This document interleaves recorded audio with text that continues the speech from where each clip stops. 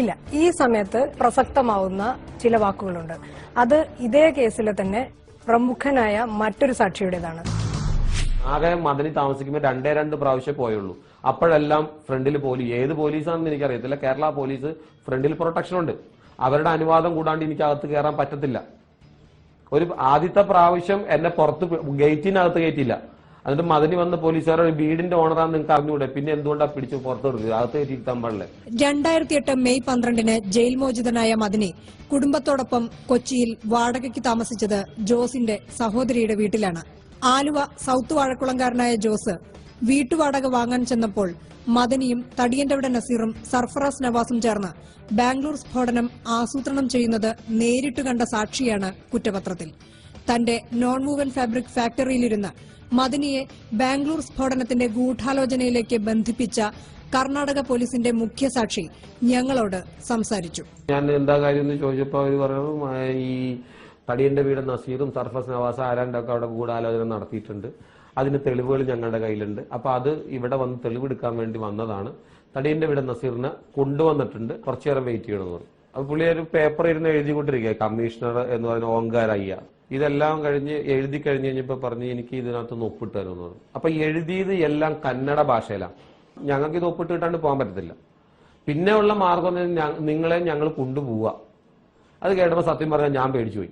അവര് പറഞ്ഞ് ഞാൻ വിശ്വസിച്ചുകൊണ്ട് അത് ഒപ്പിട്ട് കൊടുത്തു. അപ്പൊ അതിനകത്ത് പറയുന്ന കാര്യം ഇങ്ങനെയാണ്, ഒരു സുപ്രഭാതത്തിൽ ഞാൻ വാടക മേടിക്കാൻ അവിടെ ചെല്ലുമ്പോൾ തടിയന്റെ വീട് നസീറും സർഫസ് നഫാസും അതിനകത്തുണ്ടായിരുന്നു. മദനി പുറത്തു വന്ന് പുറത്ത് വെയിറ്റ് ചെയ്യാൻ പറയാണ്. ഞാൻ പുറത്തിരുന്ന് കേൾക്കാണ് ബാംഗ്ലൂർ സ്ഫോടനം, ബോംബ് എന്നൊക്കെ ഇവര് ചർച്ച ചെയ്യുന്നത് ഞാൻ ഇങ്ങനെ കാഷ്വലായിട്ട് പുറത്തിരുന്ന് കേൾക്കുന്നു.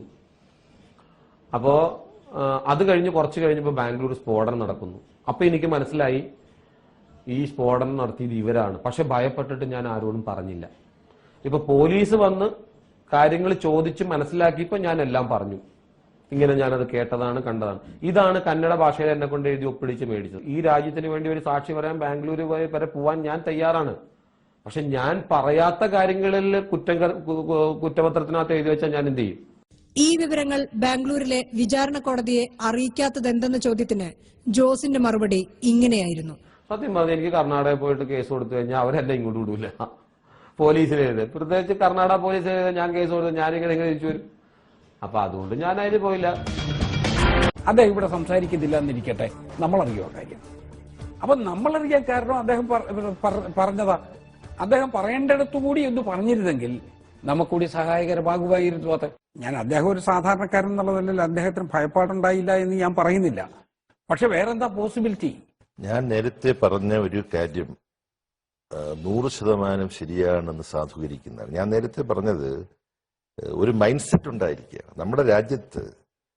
ഈ രാജ്യത്തിന്റെ അടിത്തറ തകർക്കുന്ന ഒരു മനോഭാവമാണ് ഒരു മതവിഭാഗത്തിൽ. ജോസ് മുസ്ലിം അല്ല, എന്നിട്ടും ജോസ് പേടിക്കുന്നു. അല്ല, അതിലേക്കാണ് ഞാൻ വരുന്നത്. ഇവിടുത്തെ കാതലായ പ്രശ്നം നമ്മളെല്ലാം മനസ്സിലാക്കേണ്ടത്, ഒരു ഭരണകൂട സംവിധാനം കുറ്റകൃത്യം ചെയ്യുകയാണ്. ഇതൊരു യഥാർത്ഥത്തിൽ ഇവിടെ ടെററിസം നടത്തിക്കൊണ്ടിരിക്കുന്ന കർണാടക ഗവൺമെന്റാണെന്ന് ഇപ്പൊ തെളിഞ്ഞിരിക്കുക.